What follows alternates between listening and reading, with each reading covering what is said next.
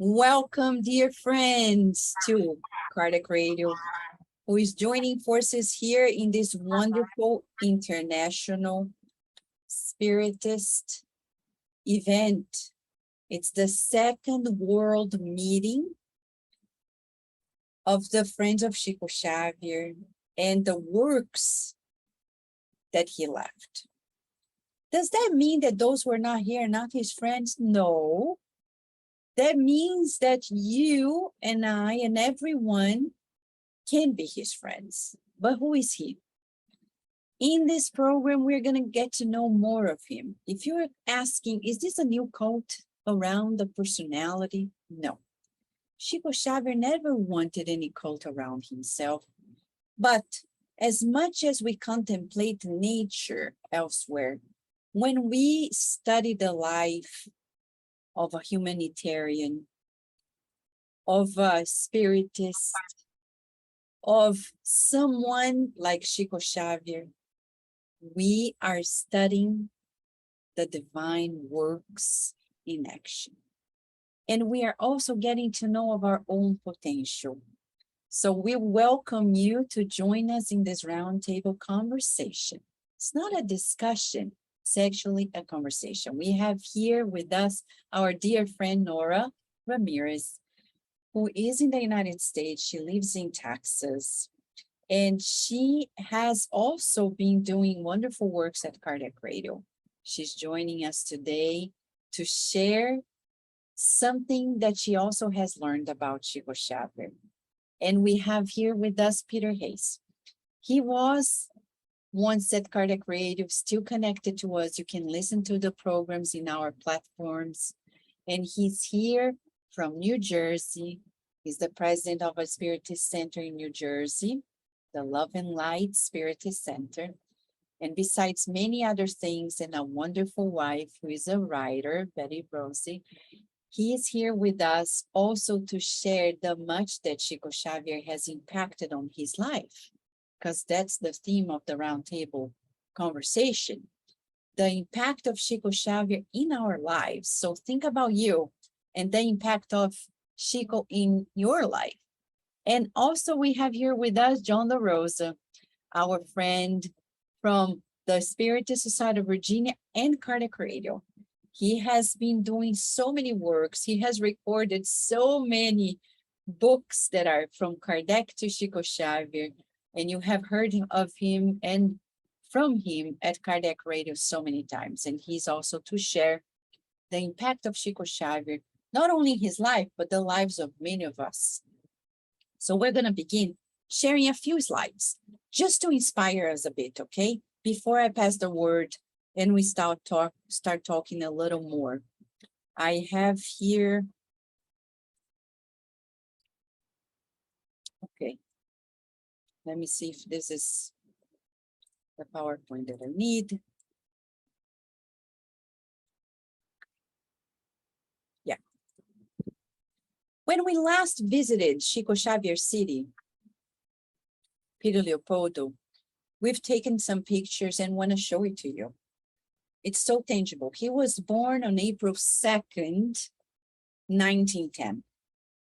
And this year, 2022, we're celebrating, actually are celebrating 20 years of his discarnation. And we Spiritists celebrate because his discarnation is like a graduation. He really graduated from a life that is really modeling to us. But he was born in a tiny town named Peter Leopoldo in the state of Minas Gerais in Brazil, a place that is a must to be visited. It's a few miles from the capital of the state of Minas Gerais, Belo Horizonte. And this is one of the places where he worked, a farm. And no wonder the beautiful landscape of the state of Minas Gerais is called Minas Gerais.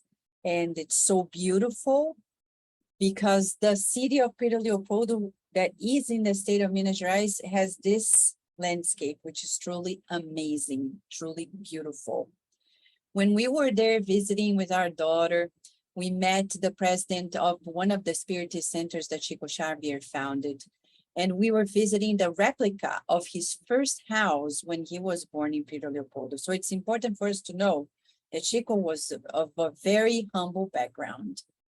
Then later, after working some other places, he ended up working as a public servant in the model farm.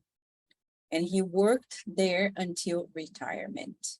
And this is one of the places where he worked in the very up windows, the top windows, the second floor, the left skinny window is where Chico Xavier used to have his office. To go to his office, you had to pass by his boss office. So people wouldn't find him that very easily.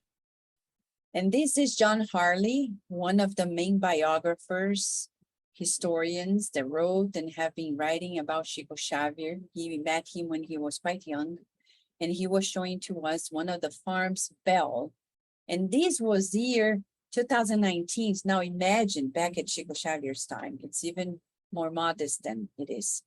So the family that embraced Chico Xavier, that was administrating the farm, the Jovianos family, they had their house inside of the farm.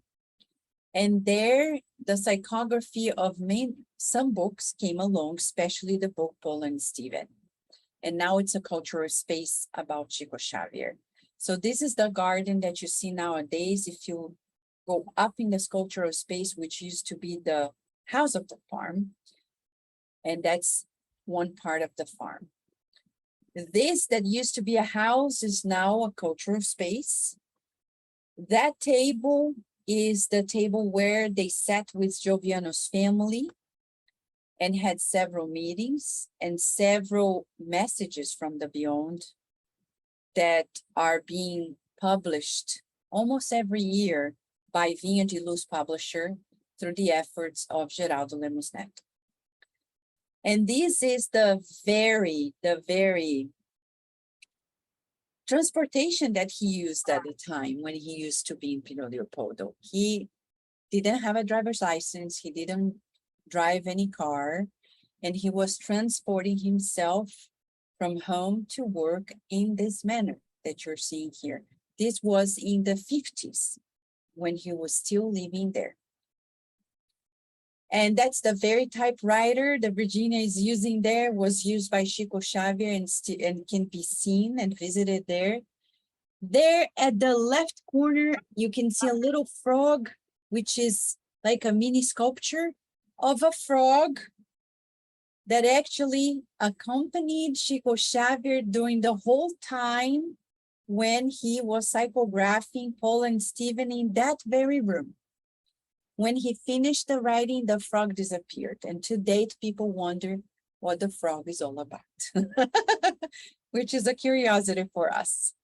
This is the second Spiritist center that he founded in his city, the Centro Espírita Meimei, where many disobsession meetings happened. And it became also a mini museum, very small, several books, several places, and it has like a mini museum when you see the pictures of, for example, the people, the couple who led Chico Xavier into Spiritism. Another typewriting machine that he used. And then how small it was back when he started. Everything was so simple. That's why we say when you talk about Chico, you're talking about simplicity. You see the picture when he was participating on the construction of the Spiritist Center, even giving guidelines about how to do it. Some people doubt that Chico was that determined and firm, but he was. He couldn't be any different. He wouldn't have accomplished what he did were he not very determined, though very sweet and kind. And there you're going to find several first editions of many books that he brought to life through his mediumistic abilities, and pictures of his charitable works, and the memorial that still lives in the main city of Minas Gerais, the capital of Belo Horizonte, where we can find the whole literature, the more than 400 books that Chico Xavier brought to life. In Brazil alone today, he's considered, if he were the author of the book, he would have been considered the most prolific writer. Though he was not the author, he always said, the spirits wrote the book, not him. He gave all the copyright to organizations, to charitable organizations in Brazil. And to date, these books are being translated and told by friends like this friend of his who lives in Rio de Janeiro and was telling about even his artwork, making bookmarks, postcards to send to his friends. There's so much for us to talk about Chico Xavier, and this is just a mini teaser for us. There's much for him to teach us, right, Nora? And of all things in his life, just as a person like us, what would you like to share that made it a highlight in your heart? Oh my gosh, those pictures were beautiful. And just to stay in that vibration, something super beautiful of Chico was his relationship with his mom. It was so sweet. There's in a book, it's still not translated, but it would be translated into like Amazing Cases of Chico by Ramiro Gama. And there's a lot of little excerpts and pieces of his life. And Chico's mom actually passed away when he was very young. So he ends up going to live with his godmother, who believed in her ignorance, right, that he had the devil inside of him. So she would actually fork him, right, and physically abuse him. So it says that Chico would go outside under a tree and that he remembered that his mom had taught him to pray and to say the Lord's Prayer. So this one time he's saying the Lord's Prayer. When he opens his eyes, there is his mom. We can imagine what a beautiful reunion, and being a child, the connection. And so of course he's like, why is this all happening to me? Please help me. And Chico's mom tells him, son, you have to pray.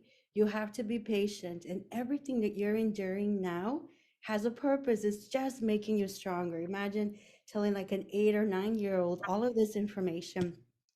Well, it goes to go that after 2 years, the mom promised him an angel, and it was a stepmom who him truly, truly loved. But what was beautiful is like there's this other, it was like an interview when he was like 85 years old on YouTube. It was gorgeous. And at the end of the interview, he talked about his mom. And he says, even though of my age, I still feel like a child with my mom. And he said that he would sing with his mom in those times that he was able to meet before she took off, that they would learn a song. And I was wondering if it was okay if I shared the words with it. It was so beautiful. And he sings it, but this is the rough translation. It says, I live oh so happily, so happy to sing. In peace and in joy, it is my walking. I don't have any problems nor afflictions, for I have Jesus in my heart. The earth that we love is our school to study and work, endless blessings in difficult hours of exams and tests. I'm sure Jesus is there for me. Let's move on despite the thorns. We hear up closely a serene voice say, let no one turn back from our ways. It is the divine Christ calling for us. And that's a beautiful, beautiful way to see Chico from a baby to an adult still connected to his mom in that beautiful song. That's amazing. It's fascinating. Thank you, Nora. And as we study more about him, right, Peter, there's so much to share about the person of Chico. What made the top highlight for you of him as a There's one that I keep thinking about a lot, especially in the last 2+ years, which was he started a Spiritist Center in 1931. And a lot of the people who began the Spiritist Center with him were elderly, and many of them passed away. And before long, he was pretty much alone. And so he would be doing study groups alone. And he started to get rather discouraged, thinking, why am I doing this? And then Emmanuel appears. And to make a long story short, Emmanuel allows Chico to see the company that he has. And it turns out there are many, many spirits around him who are taking in everything that he's studying. And these are spirits that are essentially preparing for their next incarnation. So they're learning a great deal. And I thought that was very inspirational because, you know, when we engage in doing studies, working at a center, sometimes we have some people with us, sometimes not too many. And the pandemic has certainly affected attendance in general at a lot of centers. And yet it makes one think about how we are able to have an impact that we don't even realize we're having an impact on. So if we are studying and we're trying to interpret anything from a Spiritist book, a passage of some sort, maybe we say something that is being listened to from a friend on the other side, and it makes a big difference. Does it matter? Well, it's not for us to worry about. But at the same time, Chico was reminded that everything he did had a purpose. And this, of course, was before he started really catching and receiving a lot of attention. Later on, there wasn't much doubt. But what about the very beginning? So I thought it was very inspirational that even if we feel like nobody's paying attention, we should still be doing the work and being as truthful to ourselves as we possibly can be. Thank you, Peter. Being inspired by Chico. Right, John? Yes, no doubt. Okay, so my favorite segment, I don't know as many as I'd like, but this one has always struck me. And that was his time. He was late for work and he's at the train station. And the train's coming up and this little child comes up to him and the child is just overwhelmed. It's Chico. My goodness, I've got to get his autograph and got to talk to him. And Chico notices the child and he says to Emmanuel, what should I do? And Emmanuel says, well, it's up to you, but it might be better if you spent the time. And Chico is still torn, but he decides, okay, I'm gonna talk to the child. And he takes the time to talk to him, writes an autograph for him, and the child just lights up. I mean, he's just ecstatic about what happened.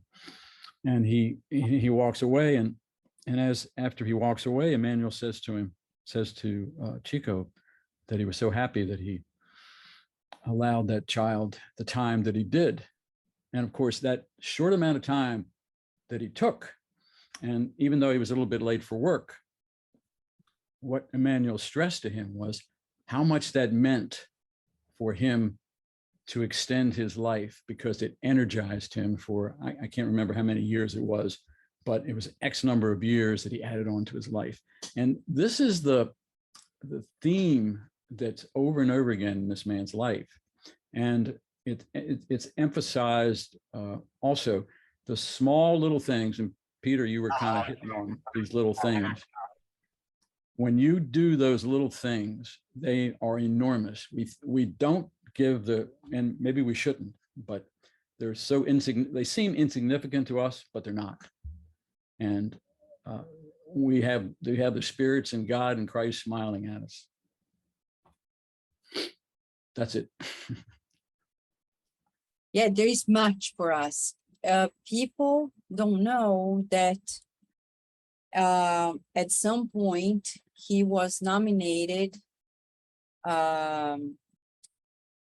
Some people, like a senator in Brazil, Freitas Nobre, brought the whole dossier to recommend him for the Nobel Peace Prize. He didn't get it. None of the people, not even the Pope at the time, got it. And he thought it wouldn't make any sense for him to get it.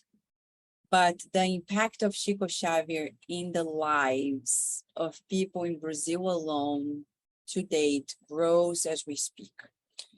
And it's amazing because he passed away in 2002, and yet every day, more and more people around the world get to know of him in ways that are really astounding. To know a little more about the humanitarian Chico, we want to show a few pictures that were given from Chico Xavier to Haddad, the family, who used to be in North Carolina and brought Chico to the US twice, 1965 and 66. And these are the pictures that we want to show to you. Hold on a second. It's just escaping here where it is. Okay. There you go. Just a few pictures for us. You can see it, right? And this picture is the line of people. Look at the kilometers of people who would wait in line to see Chico Xavier. And this is just like unbelievable. He would give, of course, through him, many people gave goods, and through him, they were distributed to many people who were in need. This is actually the family, the Haddad family, and Phyllis, the wife, and the 3 children, including Edwina, the one who gave us the pictures. And these are the pictures of the people waiting in line to see him, to receive the goods from him, to receive books, even the children, the food. And usually the Spiritist Center was so small. And this is so important to us because think about it. How many people in the world become mediums, become very spiritual, and they tend to be in a temple, encapsulated in their temple? Chico Xavier did the reverse.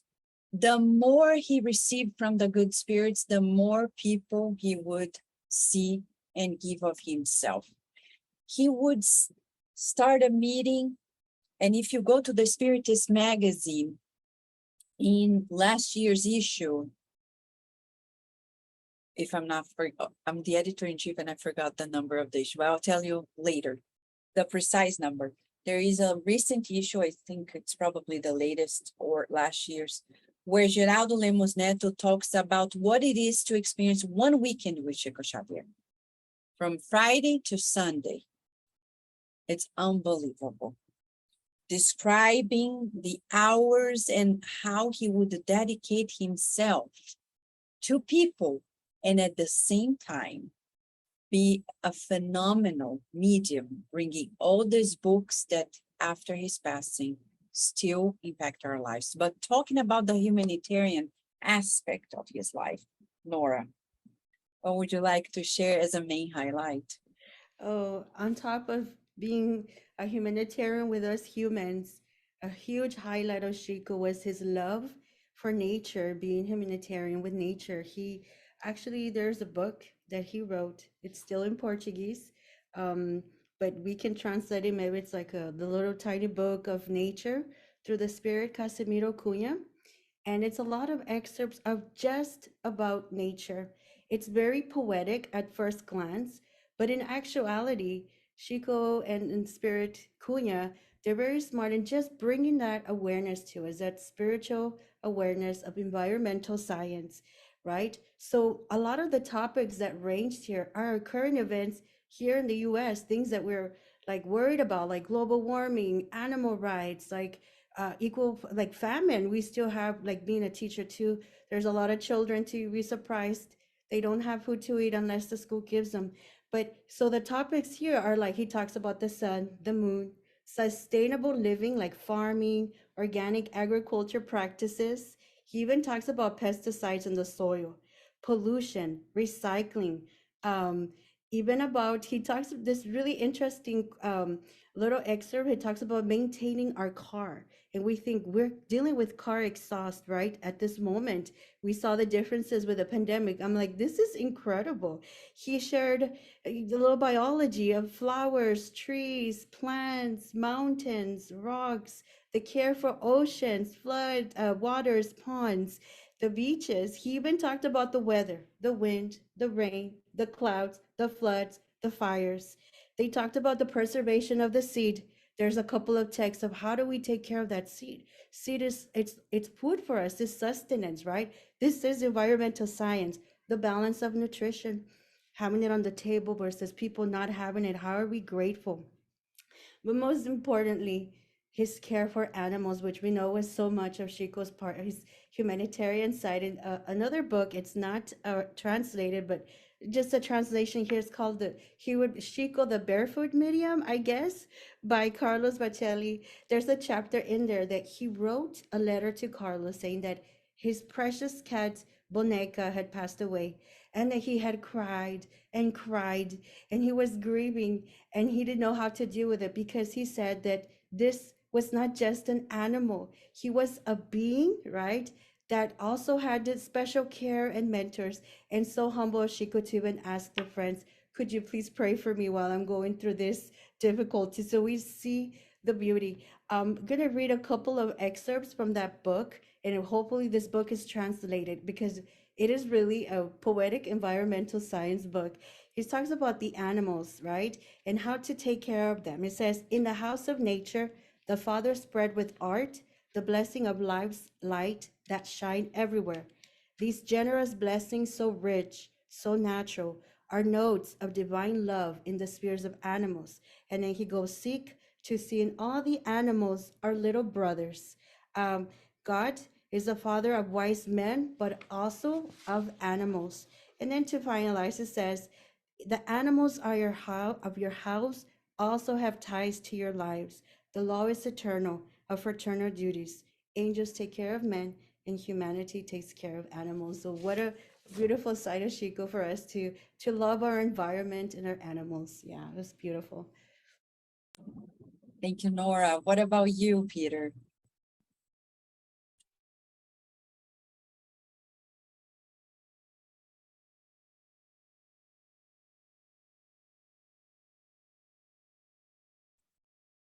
Okay. Sorry about that.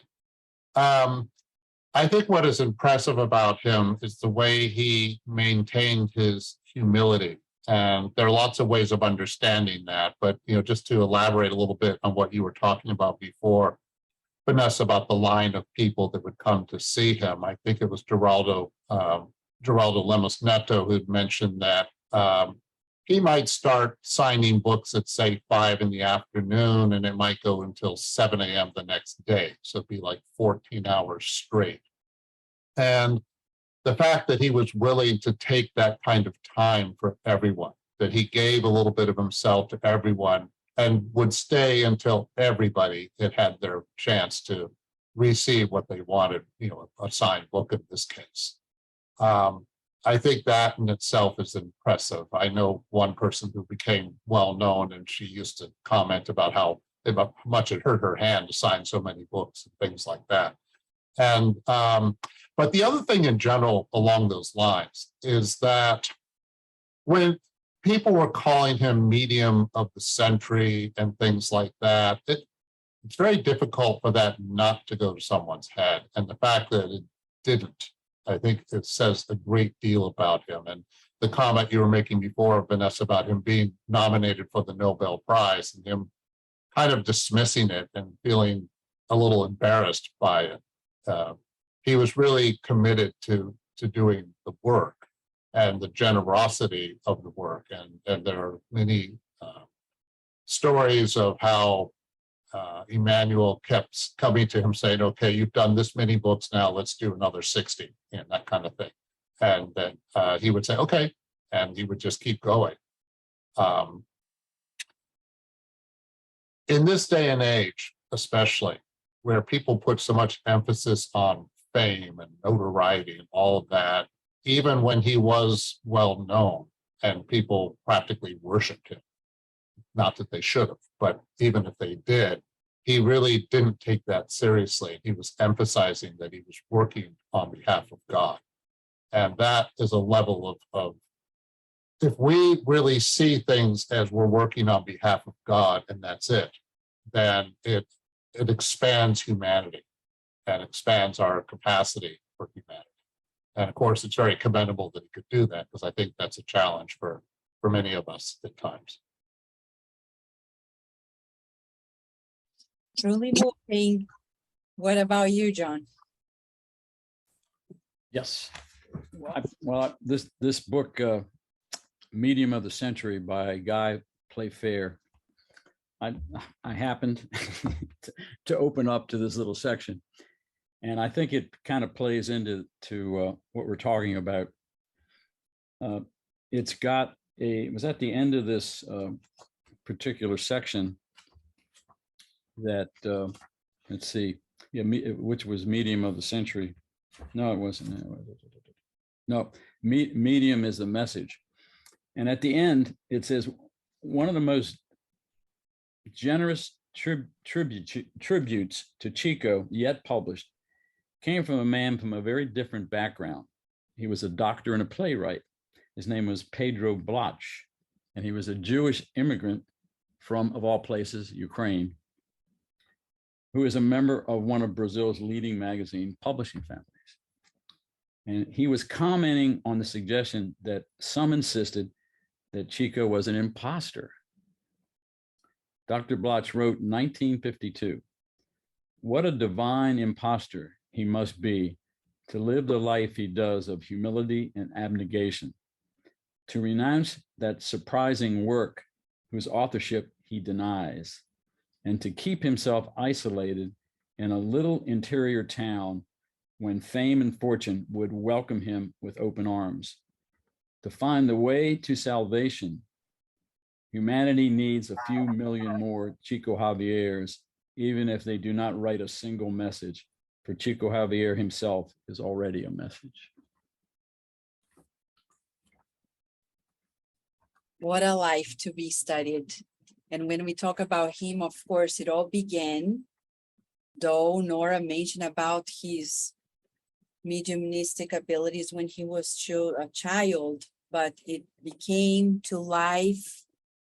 He became a spiritist, and that's the pathway through which he unfolded everything. Through the teachings of Spiritism, he was allowed free to be what he needed to be. And that's the beauty of Spiritism. So liberating and so grounding to us. As a spiritist and a medium, we're going to talk about his books next, but right now, for us who are spiritists, who are also committed to joining forces with this movement around the world, his presence is so impacting our lives. I know some people tell me, but I'm not Chico Xavier.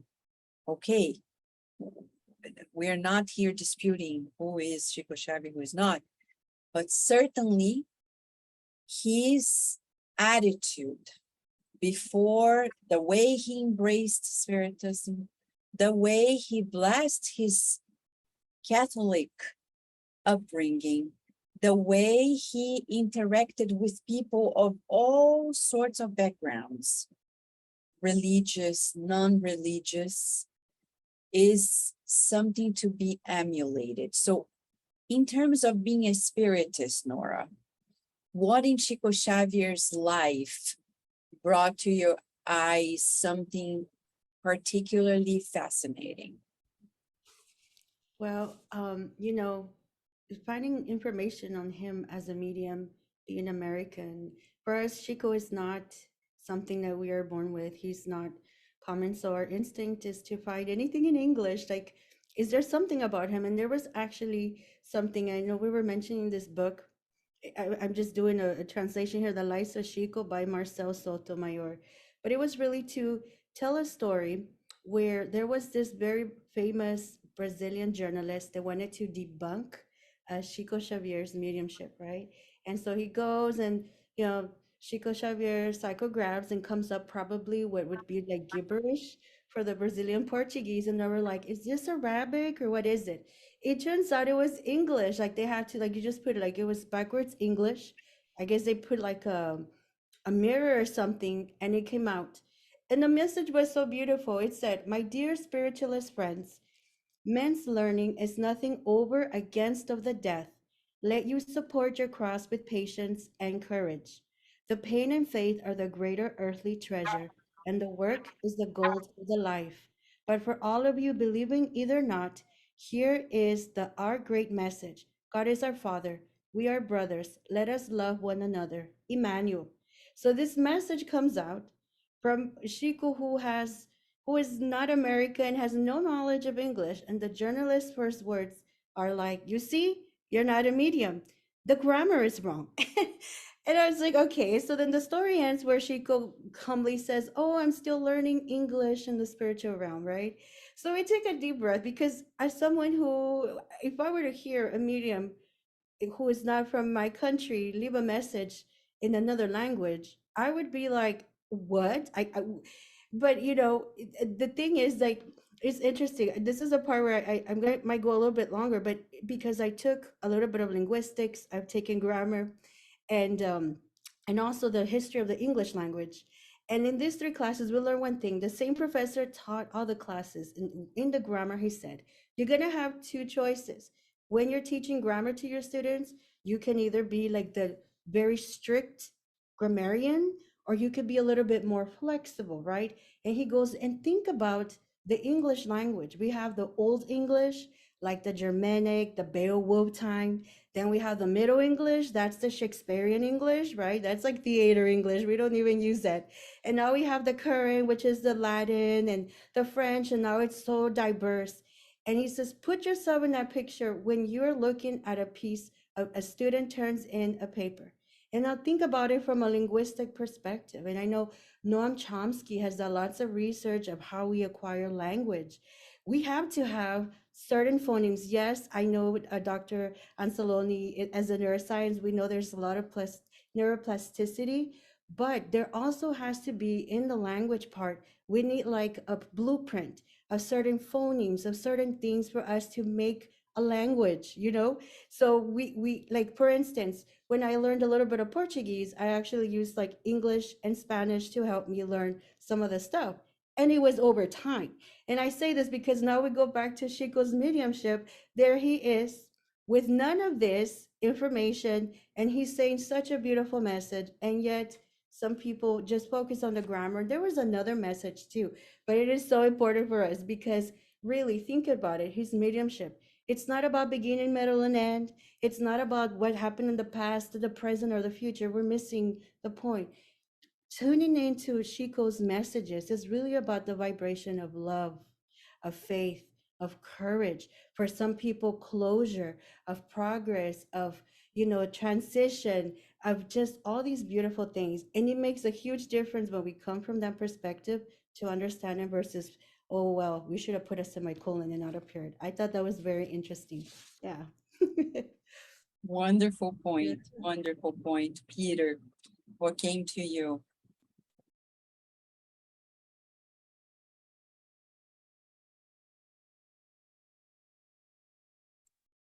Okay.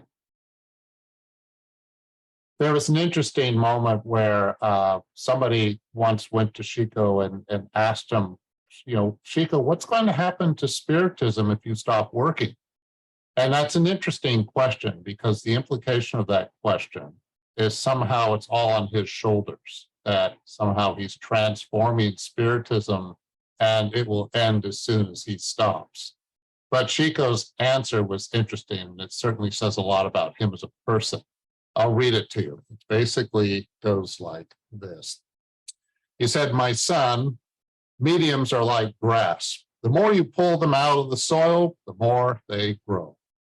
So he's implying that, first of all, he does not have a monopoly on mediumship. As talented as he was as a medium, yes, he was an exceptional medium, but one does not have to be like Chico Xavier. in order to make a contribution. And he's touching on another point that is certainly commented on and touched on in the Medium's book, the second book in the Spiritist codification, that in theory at least, all of us have some capacity for mediumship. But putting that point aside for a moment, Chico was certainly optimistic in emphasizing that many will continue whatever work needs to be done, and that this was just the beginning. And of course, there were mediums before Chico, during his time, and certainly after him as well. And so it was interesting to see how he was part of a bigger plan, and he knew that. I think he knew very clearly that there was a larger plan afoot in which he would be helping to usher in work that other mediums would be able to participate in as well. Thank you, Peter. John. Yes. Okay, Chico as a medium. In same book, this Chico Medium of the Century, he's got in here about Janet Duncan, the English lady that translated many of his books for him. And it's fascinating how he, she was in Brazil for quite a while. And in here in the book, he talks about how she was studying about Spiritism and Allan Kardec and so forth. And she got a nudge from her spirit guide, as she says, to go to Uberaba, where he was at that particular time. This is back in, like I say, 1971. Of course, that was a long bus ride from Sao Paulo. It was almost 11 hours at that time. So she put it off, and then she got it nudged again.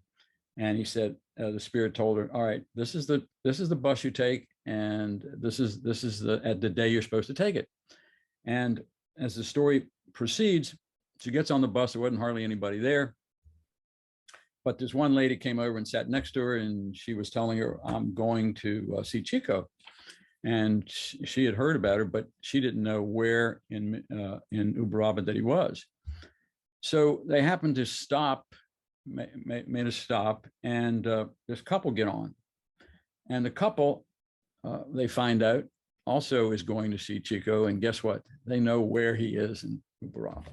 And after she gets there, she meets up with Chico, and Chico asks her, well, what's your name? And she tells him her name. My name is Janet Duncan. And the story says he looked very puzzled, and he asked her again, what is your name? And she repeats Janet Duncan.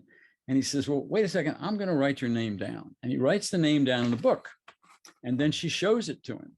And she is like flabbergasted, because her name on the book that he wrote down was Ginny Ann Annetta Duncan. And she, of course, had shortened it to Janet Duncan, because the Brazilian people are having trouble pronouncing her name. So, here he is showing his mediumship in such a humble way to this lady. And the Janet's lasting impression of him, he was somebody who not only had a mission, which he fulfilled well and truly, but here was a man close to Jesus.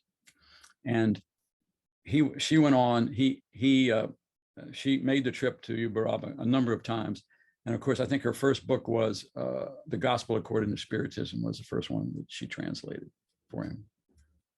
So there's another one in here about Elsa, but I don't want to take up the time. But Elsa Rossi, how she got hooked up with Chico, is a wonderful story.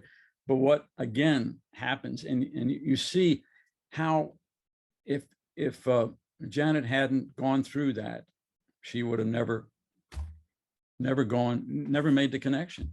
Just like with Elsa, and Elsa finally made the connection with Janet and started the British Spirit Union up in England. So it's, anyway, the fascination continues.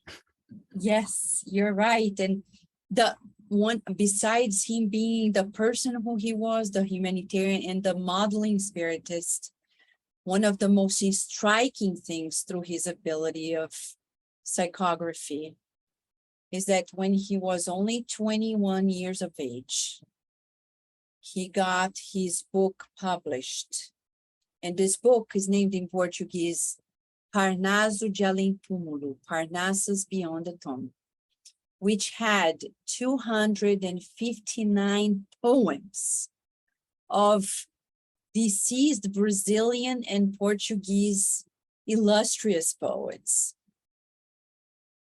It shook up Brazil so much back then that people couldn't believe that somebody who only had the fourth grade education in elementary school were able to write a book like that. But he said, I didn't write it. The spirits wrote through me. Of course, it was like a lot of chaos, but the poems don't come to us as simple poems to entertain us, but they come to teach us, to educate us, to console us, to inspire us.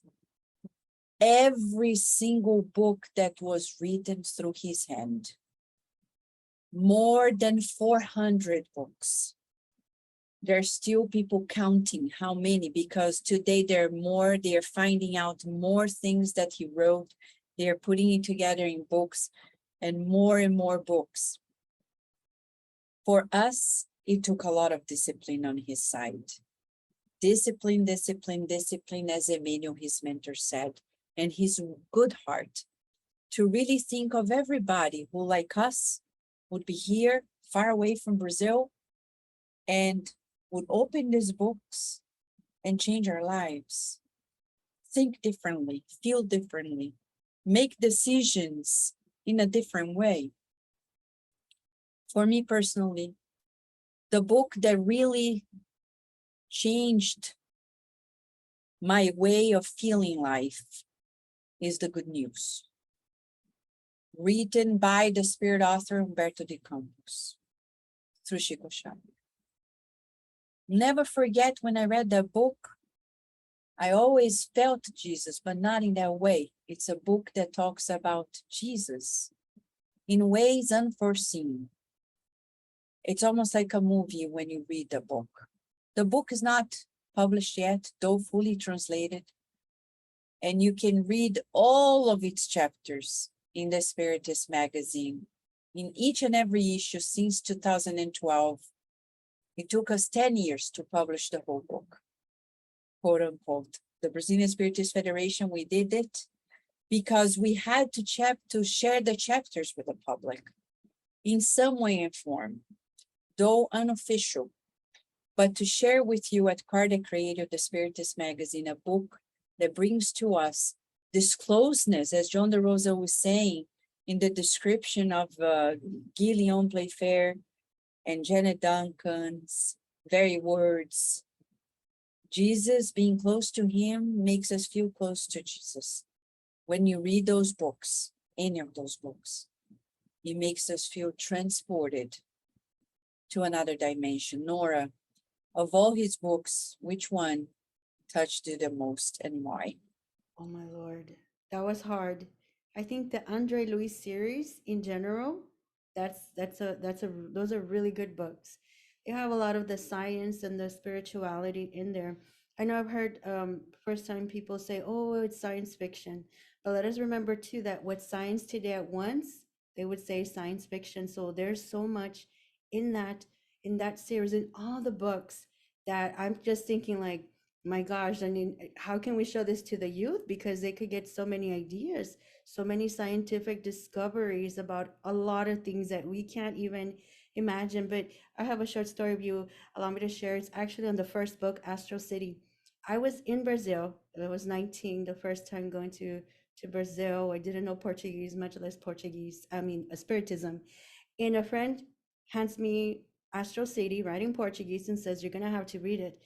I said, "I don't know how to read this. We'll figure it out." Oh my gosh, a dictionary, asking the mentors, they're using the Spanish, whatever. I stayed in Brazil, I think, for almost a whole month. So that whole month, that was the thing. Could I figure out how to read this book?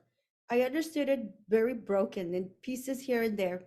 It was about 2 days before coming back to the US that we were walking downtown Curitiba, and there was this sign and it said they had a play of Astral City.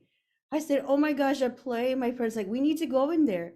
We went, it was jam-packed, guys. I'm talking like we're like, it was, but there was a seat in the front and there was a seat in the back. My friend's like, you go right there. That's a seat that the spirits have right for you. The front row.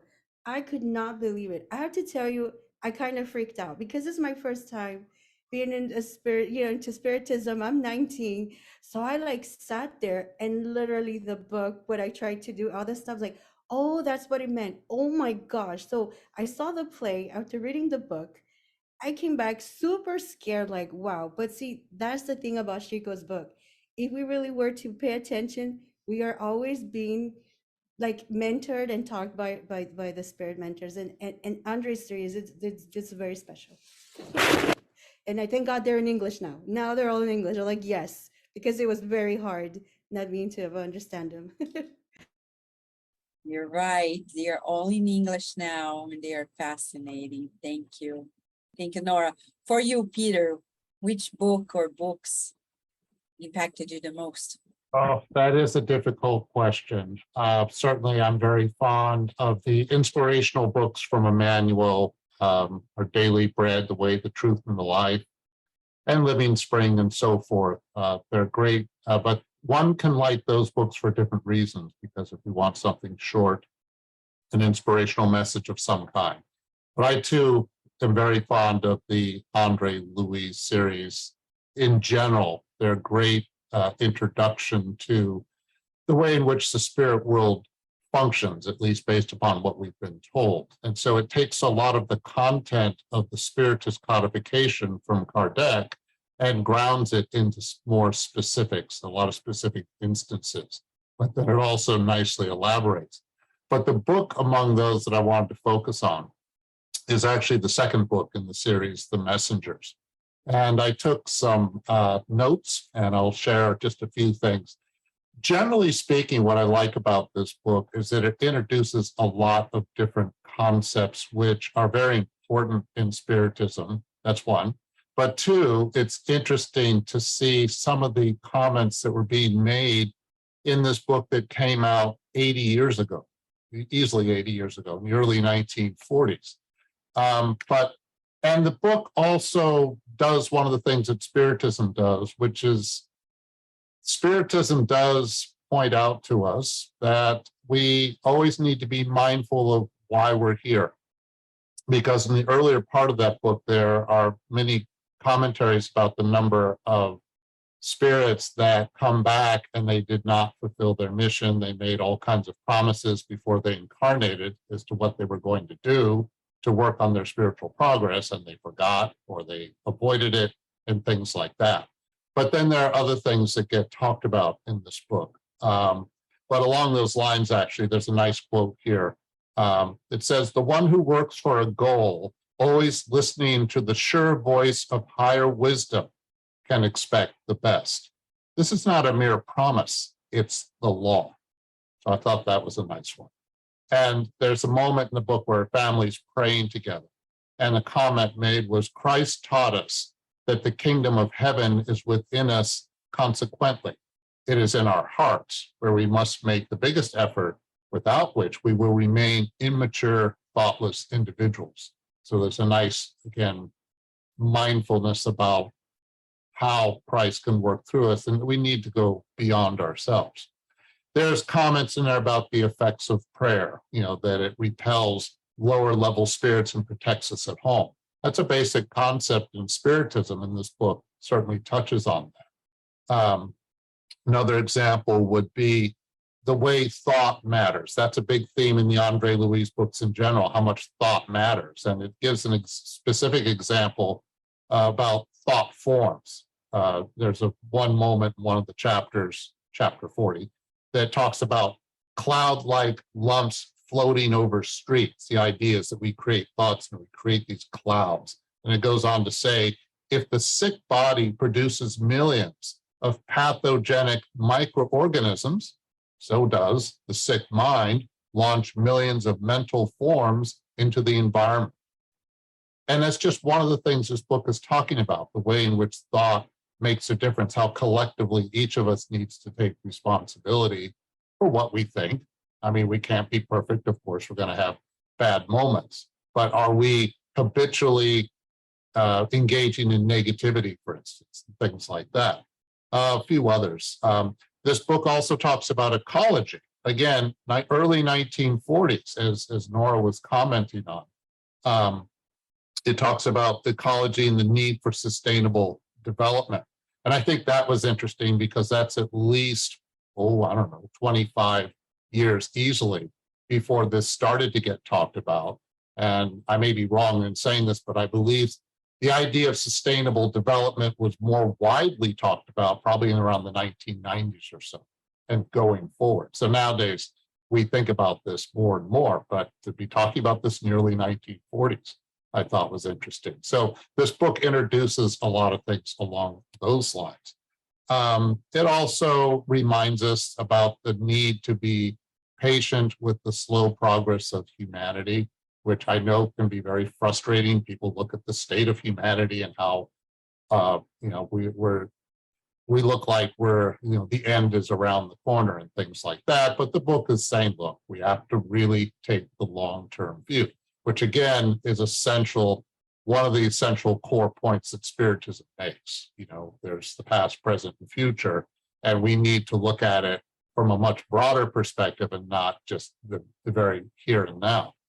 Some other things is there's nice little moments like Andre helps a spirit near the end of the book in a medium-like session, and the spirit just thanks him and is suddenly able to see things that it could not see before. And Andre gets very impressed by this, but he's reminded that he should not get overly impressed by what he's doing. That he was reminded, or was pointed out to him, that we forget the Supreme Being is the true source of goodness and that we are merely instruments. So again, it's a reminder that God is working through us. We're not the original cause if we help someone in this way. Again, it's an example of Andre helping a spirit that was stuck, what we call a suffering spirit, where a spirit is unable to get out of a predicament because it has the same thought patterns again and again and again.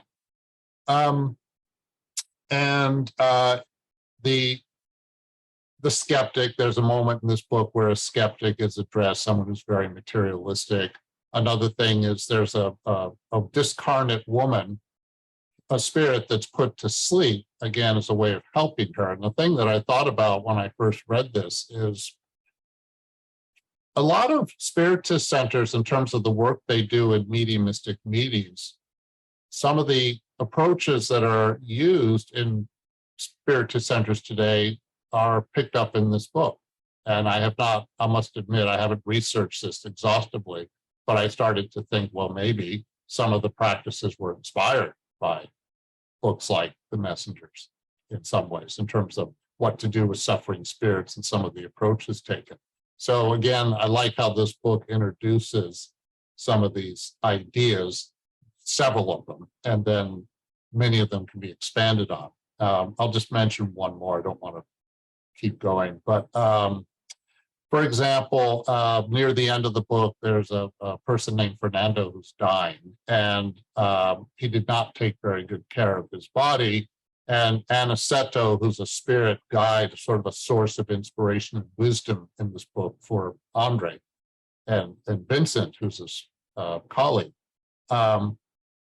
Aniceto paraphrases Paul of Tarsus, and then he says, quote, "Every incarnate individual has the spirit company he or she deserves." So again, it was a comment about how our behavior attracts the company that we have. So again, we have to, of course, be mindful about what kind of company are we attracting, and we need to be more conscious about these things. So again, I could spend more time on this, but this book introduces a lot of wonderful concepts in general that are very relevant to Spiritism.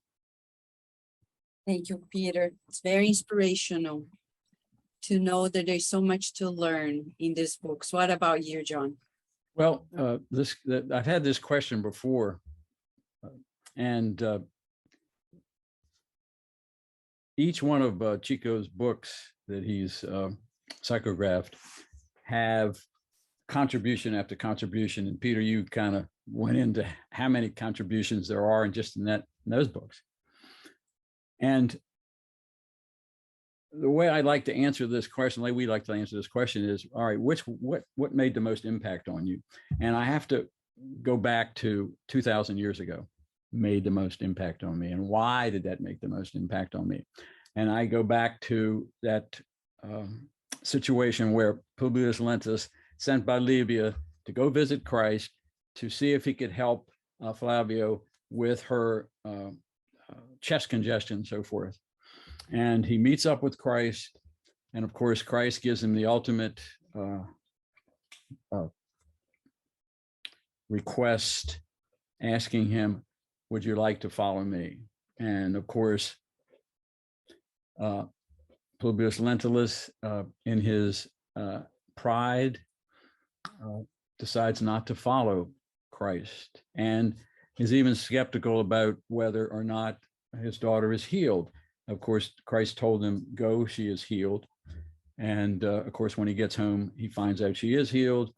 And of course, he throws it off by saying that it must have been the reason they originally moved down to Palestine area was because it had a much better climate. And that's probably what did it. And here's the lesson for us.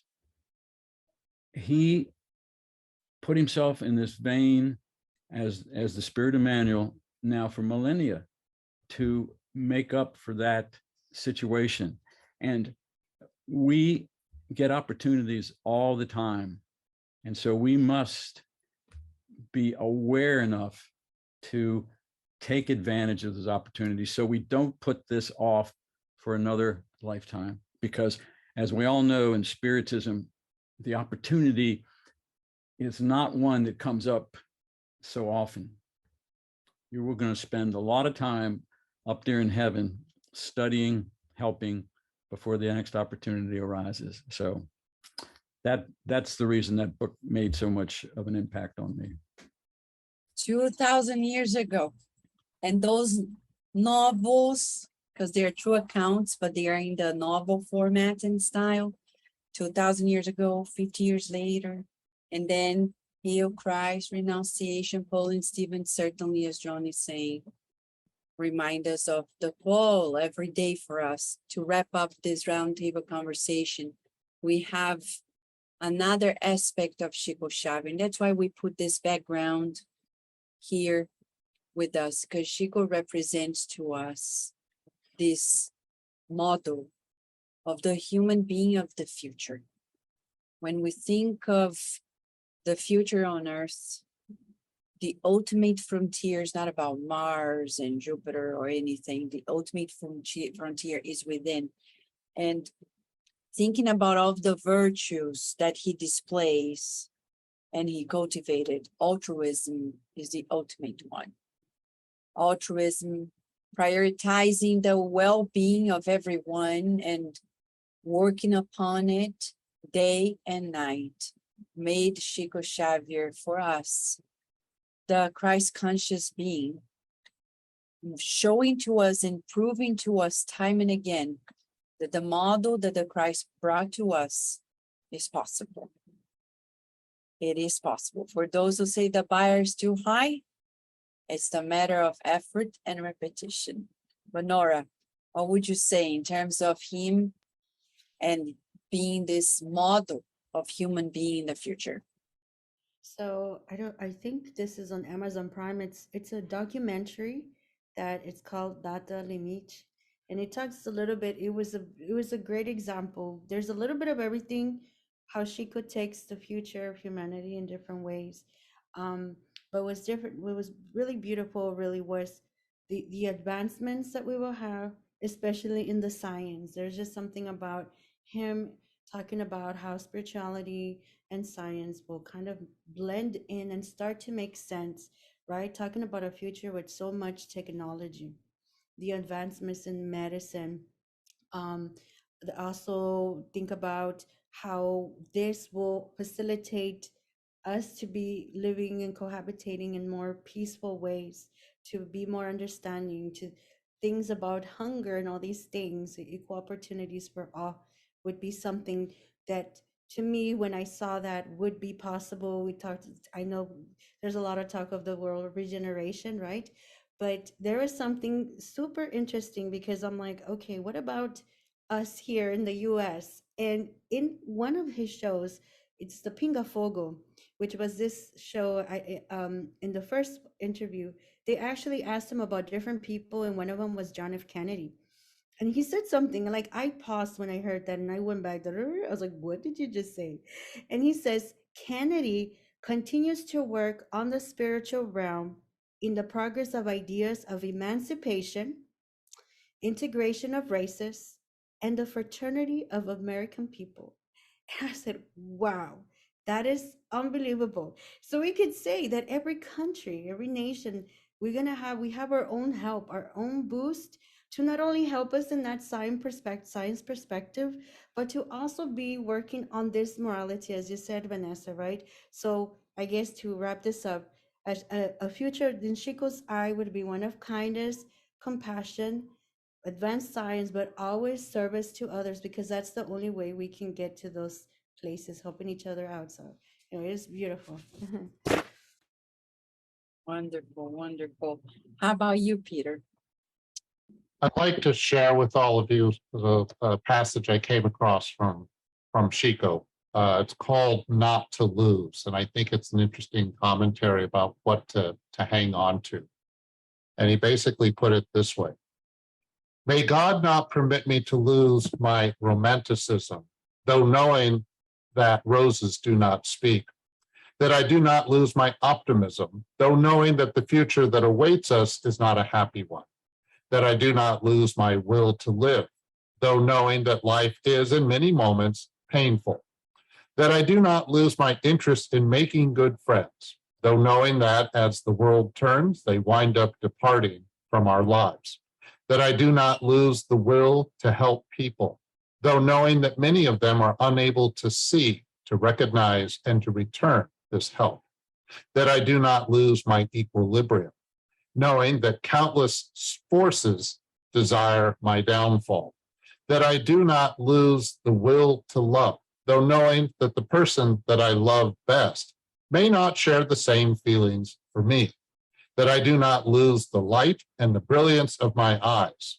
though knowing that many things that I will see in the world will darken my vision, that I do not lose my enthusiasm, though knowing that defeat and loss are two extremely dangerous adversaries, that I do not lose my reasoning, though knowing that the temptations of life are countless and delightful, that I do not lose the sense of justice, though knowing that the one harmed could be me, that I do not lose the strength of my embrace, though aware that that one day my arms will be weak, that I do not lose the beauty and the happiness of sight, though knowing that a lot of tears will drop from my eyes and flow from my soul, that I do not lose the love of my family, though knowing that many times I would have demand incredible efforts on my part to maintain its harmony, that I do not lose the will of giving this tremendous love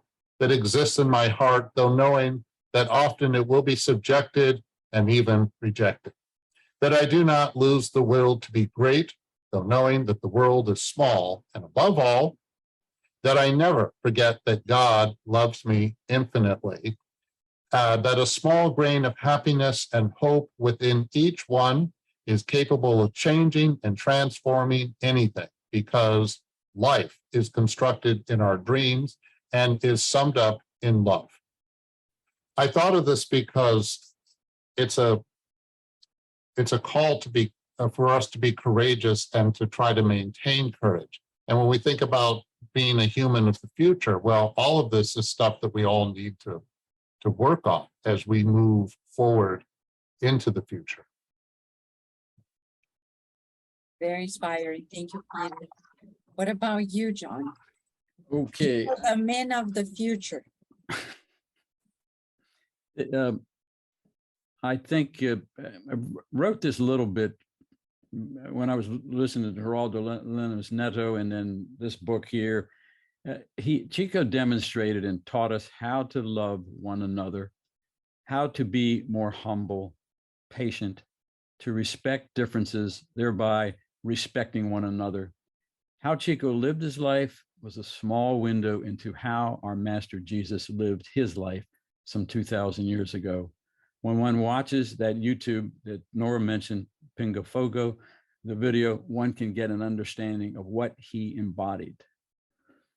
Now, the last comment is that this today, August 28th, is the anniversary of that famous speech, I Have a Dream, given by Dr. Come on now. Martin Luther King Jr. No, thank you. Martin Luther King Jr., yes. And that was 59 years ago, 1963. And are the spirits involved in this, picking out this date for that particular thing? I think so. Thank you, Chico. Yes, we have a dream now to see more Chico Xaviers in the world and talking about him. So inspiring what you said, John. I want to share one last screen with a few of Chico Xavier's inspiring sayings, statements. As we wrap up this conversation here about Chico's impact in our lives, I'd like to ask each one of us to pick one of these and share a little about how much of that saying really can be transformative to you. Nora, Okay, start with the first one. you can choose any of them. Oh, I can choose any of them. Okay, all right. I want to choose the second one then. Let's start with the second one. It says, the soul that acquires the virtue of forgiveness won't find any more trouble. No matter what happens, he will know how to run his life. That beautiful word, forgiveness. It's like a formula to look young and to stay young. A lot of people are surprised to say the age, and they're like, what's the secret? And it's really to letting go. Let go of things. Don't hold on to them. We have a book here in the U.S. by I think Luis Miguel, the four agreements. The second agreement there says to not take anything personal, because if we do, that's like the biggest way of being so selfish, thinking that it's all about us. So when we forgive, it's a virtue, because in essence, we're stepping outside of who we are and just being like that Jesus conscious being. So this is a beautiful quote by Chico. Beautiful. Thank you, Nora. What about you, Peter? I'll respond to the first one. If I would expect better spiritual conditions to serve, I would not have started until the present moment. I have another passage. This one's kind of short, but it's a commentary from a magazine about him, in which he talks about the importance of work. And it says, a certain lady who was the president of a large charitable institution died, and the friend who was asked to replace her asked Chico whether he was prepared to assume that task or not. And here was the reply, quote, none of us is prepared to carry out the work of Christ. However, this should not be an excuse to avoid fulfilling the task or to remain in inertia, but rather to accept the work, offering Jesus the best that we can give. This because we are still not angels, but rather human beings in great need of work for Jesus, to whom we must offer the best that we have. So it's, a nice reminder that we don't have to be, quote, fully qualified in order to get started. And part of the goal is to learn as we go along. Wonderful. Thank you, Peter. What about you, John? Well, naturally, I'm going to take the last one.